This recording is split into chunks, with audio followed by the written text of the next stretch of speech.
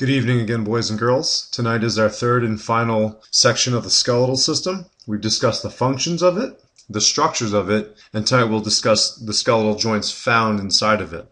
So our topics tonight include ligaments, which are connective tissues found at the joints, immovable joints, and finally movable joints.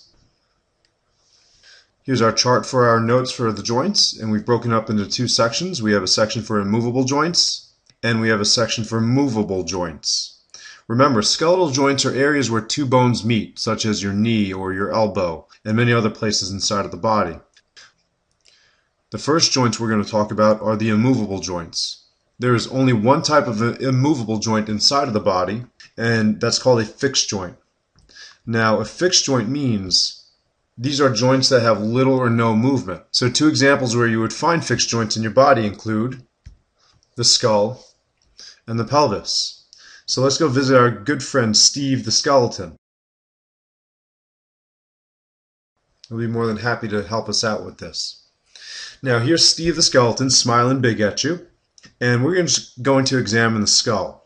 Now as you can see in the skull of your face, where your cheekbones are, okay, you can see cracks in them or what are called fissures in the skull. These are places where bones are meeting. So this is one example of a fixed joint in the skull. However, if you take a look at the profile, you'll see there's a plate in the front of the head that makes up the top portion of the head. You'll see there's another plate that makes up the back portion of the head that runs all the way to the temple area. And you'll see there's a smaller plate right above the ear. If we continue to rotate Steve the skeleton around, you'll see the back of the head is also made up of another plate. So there's another plate at the bottom of the skull with the two plates that we talked about before. All these joints in the skull are called fixed joints because these joints show no movement whatsoever. They're just places where bones meet, which is the definition of a joint. So that's a fixed joint.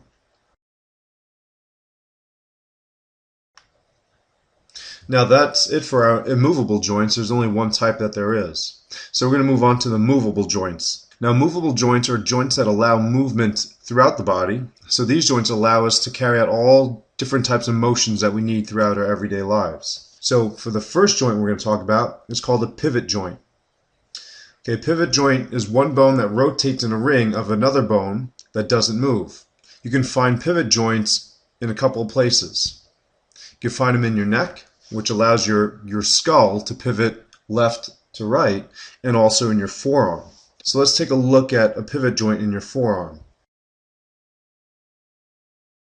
So here we have the forearm of the body. Now your forearm is composed of two bones, the ulna bone, and you have the radius bone. Now the radius bone is what allows your forearm to twist. So if you were to do a thumbs up, and then rotate your arm to make a thumbs down, it's the radius bone that'll spin inside this little ring over here that connects to the humerus. So that's an example of a pivot joint. You get that spinning motion in the bone. The next type of joint we're going to discuss is called a ball and socket joint. A ball and socket joint is where a bone has a rounded end that fits into a cup-like cavity.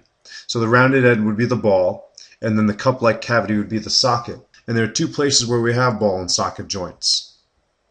We have ball and socket joints in our shoulders and in our hips. So if we go visit Steve again, and we scroll up to his shoulder, we take a look and see here's the humerus bone, which is the top part of our arm, and the rounded end of the humerus bone connects into our shoulder blade, which is called the scapula. And if you take a closer look, you'll notice that there's a cup-like indentation in the scapula, and that's where your rounded end of the humerus fits into. Now this joint allows us a wide range of motion. It's a lot like the joysticks on video game controllers. You can move your arms left and right, up and down, and all around. Now this joint allows us a wide range of motion, which allows us to do a bunch of different things, such as throw a softball, or maybe reach into the freezer to grab that gallon of ice cream that you've been wanting all day long. So this is your ball and socket joint. Now the third type of movable joint we have is called a hinge joint. And the hinge joint is a joint that has a back and forth like motion, which is similar to how a door moves. Doors are attached to things called hinges, which allows the doors to open and to close. So this type of joint will allow body parts to extend and bend. And there's a few places where you'll find a hinge joint. You can find them in your elbows, you can find them in your knees, you can also find them in your fingers, and you can find them in your jaw.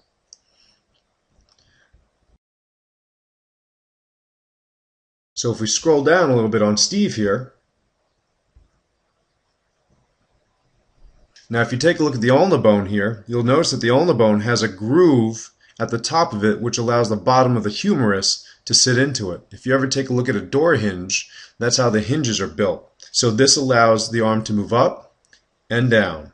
That's how your knees work, that's how your fingertips work, and that's how your jaw works as well. So that's why we're able to do things like chew food and grab things and even just walk.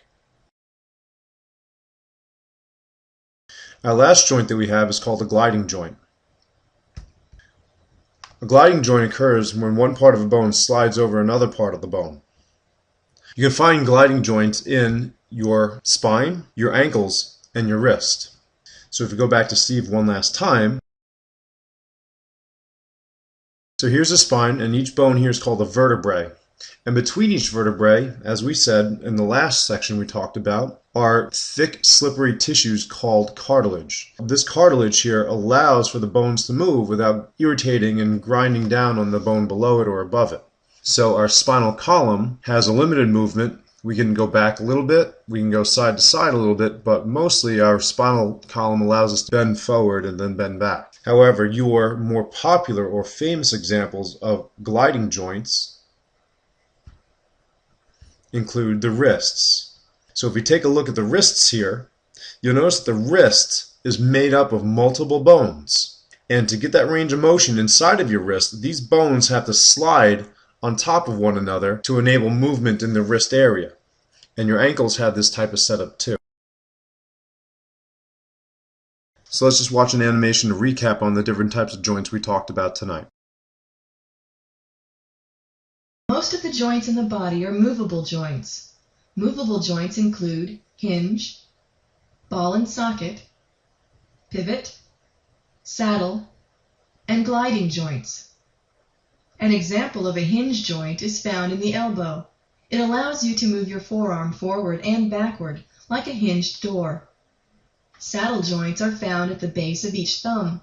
They allow you to rotate your thumbs and help you grasp objects with your hand. Gliding joints allow bones to slide over one another. The joints between the small bones of your foot, which allow your foot to flex when you walk, are gliding joints. The top two vertebrae of your spine form a pivot joint. This joint allows you to turn your head from side to side, such as when shaking your head no. A ball and socket joint, such as the hip joint, enables you to move your leg up, down, forward, and backward, as well as to rotate it in a complete circle. Now the last topic we're going to talk about tonight is going to be about the materials that keep our bones together. So skeletal joints are kept together by tough bands of tissue called ligaments. If you take a look at the skeleton in the bottom left corner, look at its shoulder. You'll notice that there are brown materials covering the top of the shoulder where the top of the humerus enters the scapula, or the shoulder blade. That's your ball and socket joint, remember? And because of the range of motion it has, that joint needs to be held together by several ligaments. And here they are.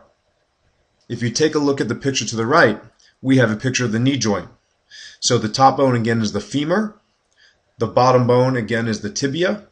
The pink materials is cartilage that we talked about last night. And then that small bone in the front, the round bone, is your patella or your kneecap. Now your ligaments are the white tough bands that keep the bones together. Now if we didn't have ligaments inside of our bodies, our bones would be fairly loose and we wouldn't have very much stability. Now that concludes tonight's lesson, boys and girls. Thank you very much. Fox out.